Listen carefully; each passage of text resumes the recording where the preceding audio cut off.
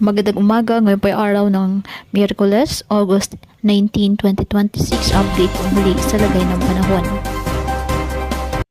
Patuloy pa rin po na minomonitor ang bagyong Neneng na nasa silangan ng extreme northern Luzon.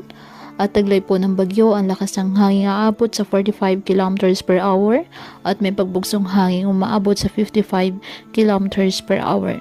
Kumikilos pahilagang kanluran sa bilis na 20 km per hour. Sa ngayon, wala pang tropical cyclone wind signal na nakataas sa linulang bahagi ng bansa. Ayon sa pag-asa, mababa ang posibilidad na maglandfall sa bagyong Neneng sa ating bansa at inaasahang manantiling tropical depression bago humina bilang remnant low pressure area sa Taiwan sa Huwebes, August 20. Gayunpaman, posible pa rin itong magpalakas ng habagat. Asahan ang malalakas na hanggang gale force na bugso ng hangin sa maraming bahagi ng bansa.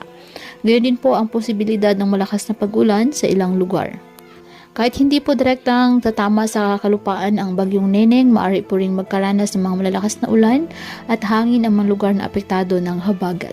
Kaya mananatiling alerto po at patuloy na mag-antabay ng iba pa nating weather updates at sa updates po na ipapalabas ng pag-asa hinggil sa lagay ng panahon. Stay safe and God bless.